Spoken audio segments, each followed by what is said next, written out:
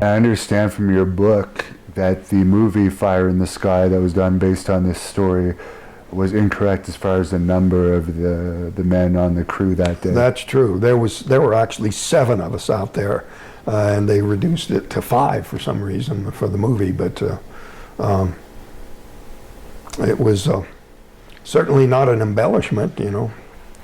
And I heard you say too that it's often been told that you guys were tired at the time that you first saw the craft, but I guess you had just finished cutting, which is a very physical work, so you're Yeah, we were wide awake. We were really, pumped because of the recent hard physical labor, in the movie it made it look like we were drowsy or something, but we hadn't been driving very long. We were wide awake.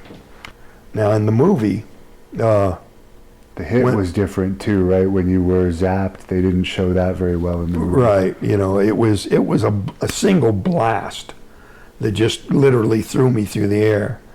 And in the movie, they were afraid somebody would be reaching for their popcorn or something and miss it, because it was just a single blast.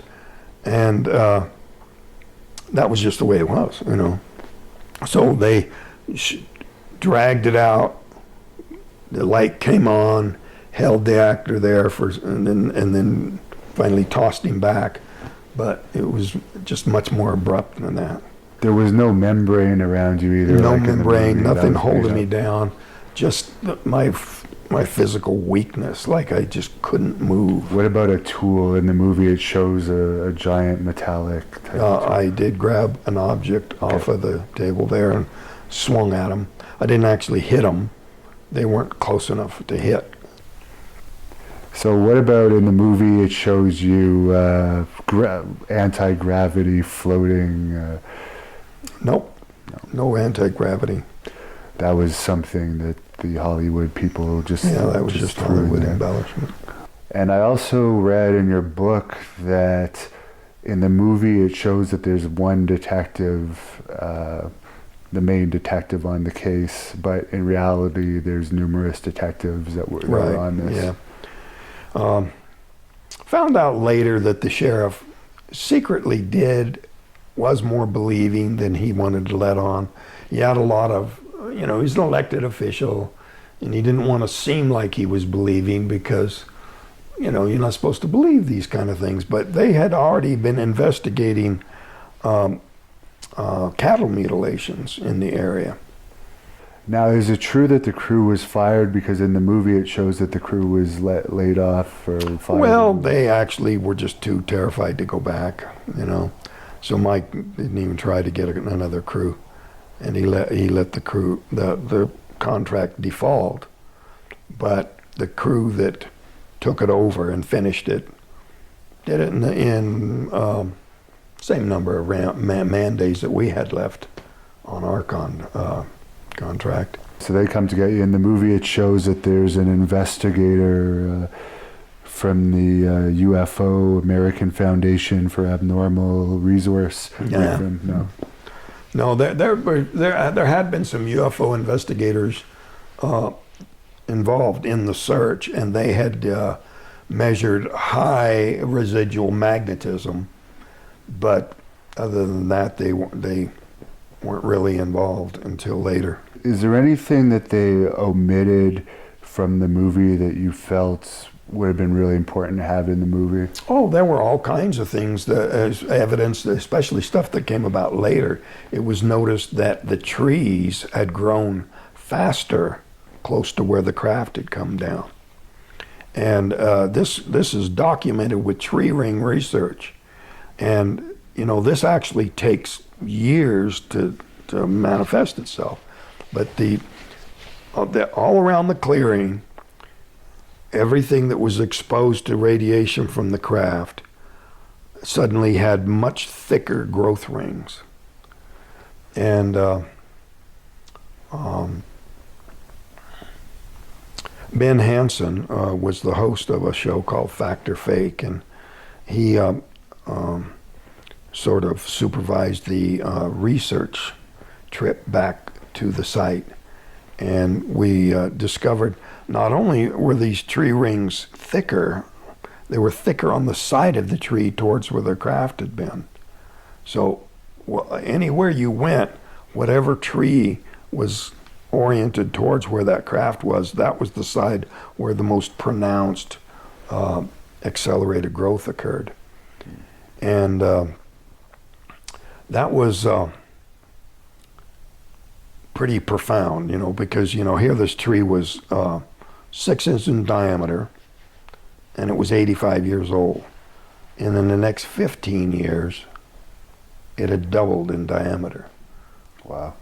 Which is actually more than double the rate of growth.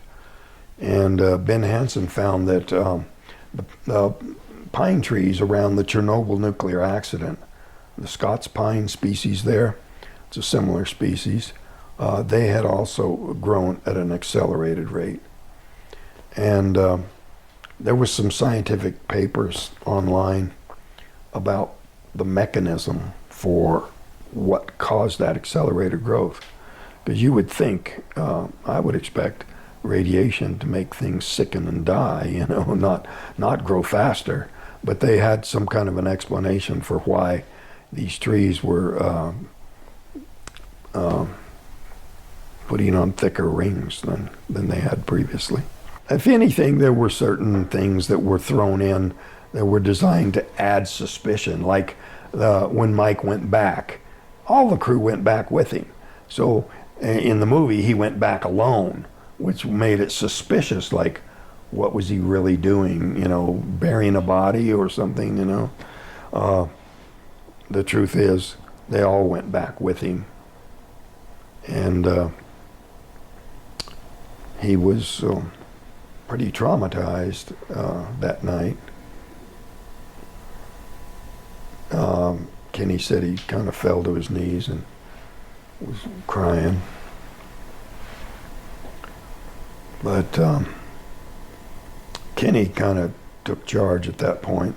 Kenny's actually the one who first called the sheriff when they got to town. Kenny also was the one who was sitting in the truck next to where I was. So when I got out and left the door open, he was still sitting in the open doorway, and he's now developed skin cancer on this arm right here.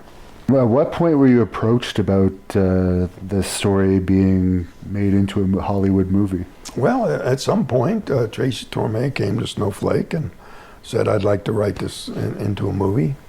And so he was saying, what if those people out there, he was pointing outside the cafe there and saying, what if they could kind of like experience it the way you experienced it, If it was dramatized and